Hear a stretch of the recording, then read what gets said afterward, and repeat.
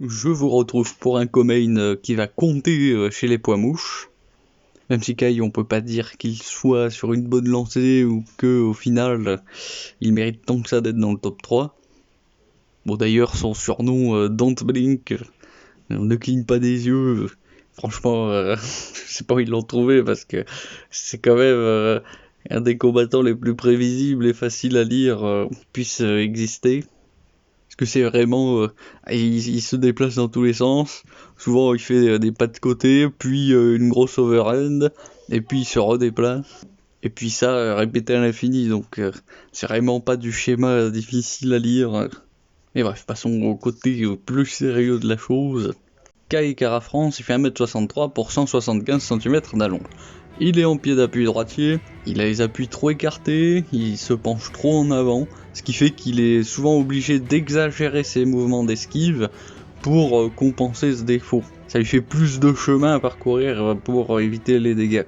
C'est vraiment le combattant qui bouge trop et pas au bon moment. Au lieu d'attendre de voir ce que va faire son adversaire pour se déplacer, il bouge constamment, ce qui le rend prévisible. Il se retrouve souvent exposé sans pouvoir se repositionner parce qu'il est en plein mouvement, alors que son adversaire, lui, ne l'a pas attaqué et a toujours ses appuis, peut encore accélérer. Ce qui permet potentiellement de charger Kai à ce moment et de le cueillir facilement. Il ne colle pas ses coudes à ses flancs, ce qui l'expose aux attaques au corps. Il a les mains très en avant sans pour autant être bon pour parer.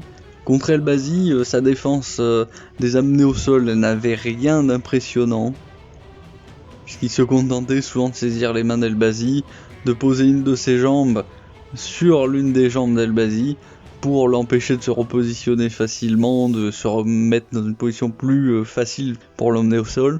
Si ça a globalement marché, c'est parce que Elbasi, c'est quand même pas non plus un lutteur d'exception. Il utilisait souvent des single legs, tout en laissant trop de temps à Kai pour le stopper, pour organiser sa défense. Sur cette victoire à l'UFC, il n'en a aucune par soumission, Kai, ce qui ne présage pas d'un énorme risque pour Erceg du côté du grappling. Surtout qu'Erceg est très bon en Jiu-Jitsu, puisqu'il a réussi quand même à survivre contre Pantoja au sol, ce qui n'est pas donné à tout le monde. Erceg, il fait 1m73 pour 174 cm d'allonge. Il est en pied d'appui droitier, il a une garde-main haute, avec les mains assez écartées et vers l'avant pour parer ou dévier les attaques adverses, ce en quoi il est plutôt bon. Il a les appuis bien resserrés, ni trop bas ni trop droit sur ses jambes, il ne se penche ni trop en avant ni trop en arrière, si bien qu'il est rarement en déséquilibre ou complètement exposé quand il envoie un coup de pied ou utilise son anglaise. Debout défensivement, quand il recule ou reprend ses distances, il peut être un brin trop droit du buste, mais là c'est vraiment je chipote parce que Pereira pour le coup il est très droit du buste, ça l'empêche pas d'avoir l'excellent niveau qu'il a debout. Niveau explosivité, là on est bien loin de Pereira, il sera à peu près au même niveau que Kai. Il en manque clairement dans ses combats et ça se confirme dans son palmarès puisqu'il n'a que 2 KO dans sa carrière pro sur 12 victoires. Il est plus à l'aise dans un combat longue distance qu'à mi ou courte distance et avec la tendance de Kai à toujours reculer, ça lui sera favorable. Il sera clairement moins fort physiquement que Pantoja en grappling. Est-ce que ce sera important contre Kai ? Bon, je pense pas que ça changera grand chose. Au sol, il a beau avoir 6 soumissions dans sa carrière, c'est contre des adversaires d'un calibre presque amateur, mais vu ce qu'il nous a montré contre Pantoja, il y a quand même des chances pour qu'il puisse réussir à placer une soumission. Il ne fait pas d'erreurs techniques flagrantes en Jiu-Jitsu, mais il a quand même ce léger manque de force physique qui le sépare des combattants vraiment dangereux au sol. Assez clairement, Erceg il devrait dominer debout, puisque Kai il a un schéma d'attaque répétitif et limité qui n'est vraiment pas difficile à lire.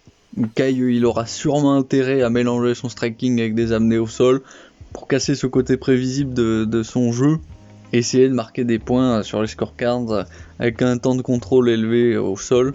Mais d'une part il n'a clairement pas montré cette capacité jusque là, et d'autre part ça le fait partir avec une balle dans le pied, puisque cette stratégie, qui est la seule qu'il peut mettre en œuvre, lui coûtera beaucoup d'énergie, pour peu de résultats vu le niveau d'Erceg en grappling. Cependant, c'est un combat en 3 rounds, donc c'est faisable. En résumé, victoire par décision d'Ersig, c'est de loin le plus probable. Pour ce qui est des cotes, Kai à 2,75 et Ersig à 1,39.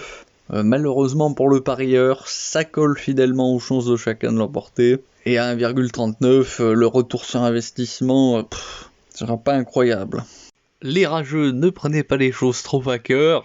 Vous savez, sur YouTube, vous n'assistez pas à des cours magistraux en ingénierie. Si c'est ça que vous voulez, inscrivez-vous dans des prépas, hein, et ne me cassez pas les couilles. À tous les autres, dites-moi ce que vous pensez de tout ça en commentaire. Et je vous retrouve pour la prochaine carte de l'UFC. Ici, rien qu'ici, on récolte la moitié du sel français. Et il est bon, hein.